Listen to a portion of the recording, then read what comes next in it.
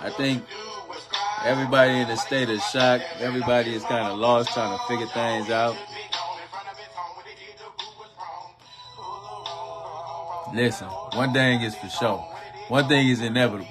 Everybody gonna die one day. It's something we ain't gonna get around. It's gonna happen to everybody. So it don't matter who you are. I just say, while you got the opportunity to live on this earth, while you got the opportunity to live and breathe this air, make sure you make it count. We losing too many people, whether it be in sickness, whether it be due to gun violence here on the streets, to just old age. Everybody gonna go.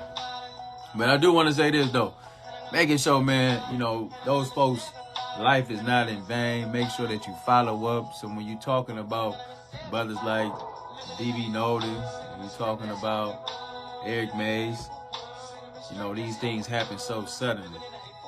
And we were actually working on a number of different projects together at the time. So it really hurt, right? But I just say, everything that we talked about, all the plans and the visions, that we inspired to do and want to carry on, man, that's still going to happen. So I put it on myself. I put it on everybody in this community. I put it on us as a collective. We got to be standing for something. We got to make sure that we continue to follow on, be the fight. What's going on, Brother Reggie? Big shout out to you yesterday, too, man. You and Brother Reginald Muhammad, man. It was a phenomenal session when we talked about reparations. And I was just trying to give reverence and paying tribute to all those that we have lost in the past. Everybody who, checking out on us, man. But we still got work to do. We still in the mix. We still gonna get it done. And we gonna carry on the spirit of all our fallen soldiers, our brothers and our sisters, our family members, our elders, our ancestors. We're gonna continue to carry on, when they like. So when I think about Brother Mays, right? Brother Mays was a very, very centric brother, man. He was on his own dean. He beat to his own drum.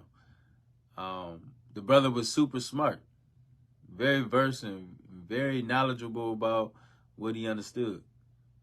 And I appreciate, just the knowledge that he did share. I appreciate the impact that he did make. I appreciate, the conversations, whether they was positive or whether they was a little heated, right? One thing about it, even with my relationship with Eric Mays, understanding that, I grew up watching them brothers. I grew up watching him and run around in the community, doing a number of different things, trying to move the initiative, get folks to vote. My uncle was second ward councilman, and so, Eric Mays was his right-hand man. And, I knew Eric since I was a little child. And, he's always been the same. And so when he had his opportunity to stand on business and be in that position and hold that capacity, he did it. And so we would have conversations just about, everything, right? Where we are politically, of course, being black man here in this community, all that, right? What was going on, our problems, our fights with different figures here in this city. And, that brother was just, always trying to find, some resolution to our problems. So I always respected him about that. I always appreciated him about that. See, it ain't never be another person like Eric Mays, man. It'll never be another person like that, man, that's going to really give it to you that raw and cut, be strong about their opinion, speak the way they did, and have that heavy voice with it, man. So, that man was known nationally. I don't even think that he understood the magnitude of what he meant to this community, let alone to this country. Eric was so in his bubble. What's up, Zebo? What's up, Duran? Eric always lived in his own bubble. And he only, he did his own thing. What's up, Brother Hendricks?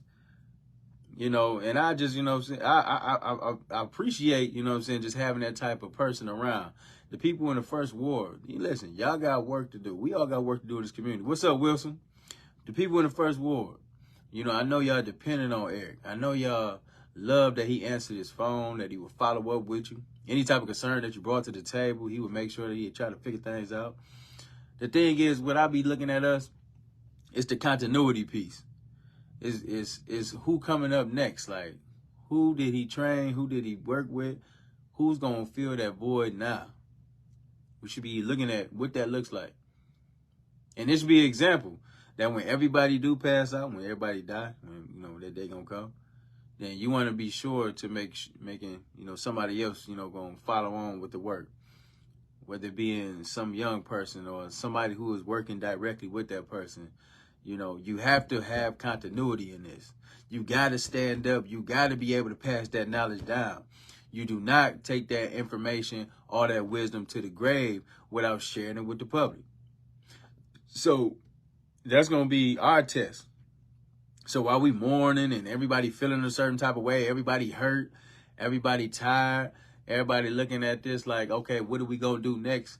We know what we got to do next. We know that this fight don't stop here. Even when you talk about with BB, all the work that BB had going, the work he had taking place with the Haskell Bring Center, the investment that took place in that neighborhood, you know, him serving as a commissioner. Always understand, man, that still go on. That still work. That's still things that we got to follow up through. That's mean that we got to do our job. So I challenge even all our young people, man. It's time for us to step up. It's our time. What's up, Gene Prier? It's our time, bro. We ain't waiting on nobody to hand us nothing, no manner, no nothing, because we working side by side with our people that's in position right now, and we gonna step up when it's time. Hey, what's going on, Stephanie? When it's time to step up, we're gonna be already there. We already at the table. We ain't gonna drop the ball because everybody working together now. And let this be a lesson that we need to be unified more than ever. We stronger when we are together. When we solid, when we understand our roles and everybody play a part, are we super strong? And we can get stuff done. And then we don't have these voids.